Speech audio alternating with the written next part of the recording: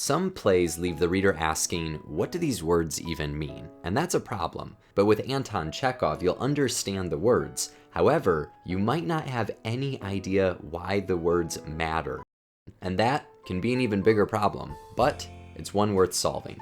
Here's 5 easy-to-use strategies to help you do just that. Number 1, keep a copy of the character list and take notes. Okay, so I just said Chekhov's words are easy to understand, but that's not entirely true. Unless you're Russian, there's a good chance you're going to be pretty confused by these names. I'm not the internet expert to explain this, but here's a quick rundown. The character will have a first name. That first name will also probably have a diminutive form. This is informal, sometimes they're actually longer than the actual name, and there are multiple forms that can be used. There's an underlying emotional meaning to these, so not everyone will use the same diminutives for everyone, and certainly not all the characters will use them. Then there's also a patronymic name. This is the father's first name with a suffix to indicate son of or daughter of. And this can indicate the formality and the relationship or background of these characters. If you're not very close to someone, or if you're just meeting them for the first time, you're probably using the first name plus the patronymic name. And finally, there's a surname to indicate ancestry.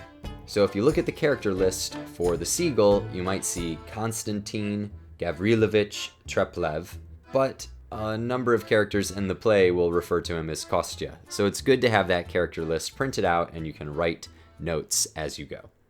Number 2, keep track of who's on stage. In my experience, Chekhov is actually pretty accessible at the read-through table.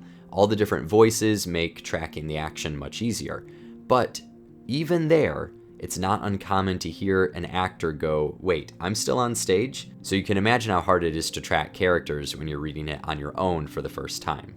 Many Chekhov scenes are filled with characters, but only a handful might be talking. Other characters filter in and out of the room as they prepare a meal, wait for a show to start, or try to take a nap. This can be very hard to track when reading the play, but it's essential to know who has heard what. One technique for the first-time reader is to create representatives of each character and move them in and out of the acting space according to the script. You might do this with pieces of paper or little figurines, whatever works for you. But if you commit to this, you will always be able to look up and see who's on stage. Number 3, respect the classification. The debate on how to classify Chekhov's plays is almost as old as the plays themselves. After a legendarily horrible opening night, The Seagull became one of the greatest works in all of theater under the direction of the acting titan Konstantin Stanislavski. The only problem?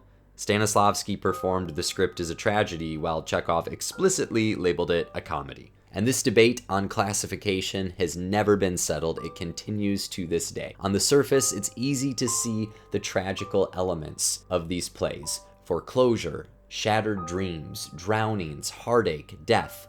But you can't stay on the surface when it comes to Chekhov. Dive a little deeper and the comedy starts to reveal itself. Characters kissing bookshelves, ignoring important news, sticking their head in the door just to moo. And that's just Act 1 of The Cherry Orchard, a play Chekhov labeled a farce. Stanislavski, of course, staged it as a tragedy. Perhaps it's a testament to the genius of both men that these plays work in the opposite of their intended style. For me, I take Chekhov at his word. By the end, the plays can break your heart. But if you're not laughing along the way, you're taking the text too seriously. Chekhov's early vaudeville one-act The Bear is one of the funniest scripts ever written, and his short stories are amazingly clever. The man understood comedy, so trust that it's there. Tip number 4, listen for music. The visuals are important, but don't ignore the music. Objects and physical spaces play a huge part in these works. The Seagull has, a seagull. The Cherry Orchard has, Konstantin is an aspiring symbolist playwright. In Three Sisters, Irina stresses about forgetting the Italian word for window, while her and her older sisters slowly are pushed out of their own house. Some of the most famous writing advice ever given, Chekhov's Gun, is about the significance of the physical objects on set.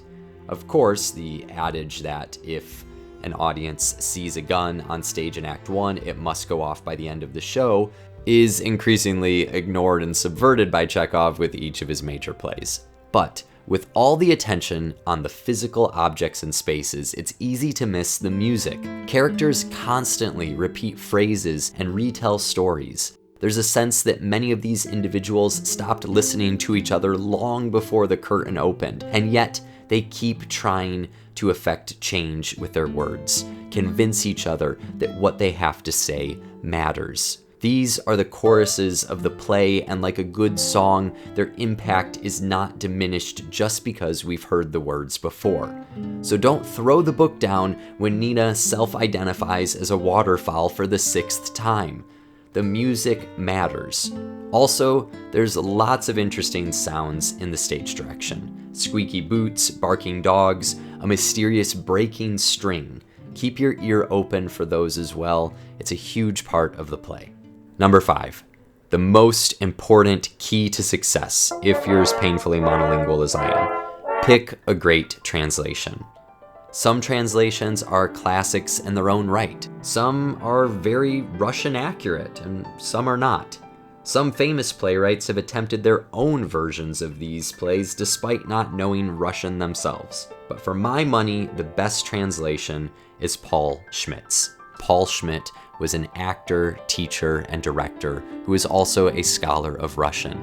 He released a distinctly American translation of these plays, which is different than an English translation by an English playwright. I've read a lot of different translations of Chekhov's plays. These are by far my favorite. When I took a class taught by one of Norton's main Russian translators, this is the translation he chose, and I've had a lot of conversations with professional actors and directors who rave about these translations. So, certainly, there's lots of options out there, but for me, it's Paul Schmidt. And I want to wrap up this video with Paul Schmidt's translation of one of Chekhov's letters, where the famous playwright tells us exactly what should happen in these plays. What happens on stage should be just as complicated and just as simple as things are in real life. People are sitting at a table having dinner, that's all. But at the same time, their happiness is being created or their lives are being torn apart. That's what Schmidt's translations opened up for me as a reader and theater practitioner with Chekhov. I saw my own life and the human condition right there on the page. So whatever translator you pick or play you're starting with, best of luck. I really hope you enjoy it. I hope these tips help out.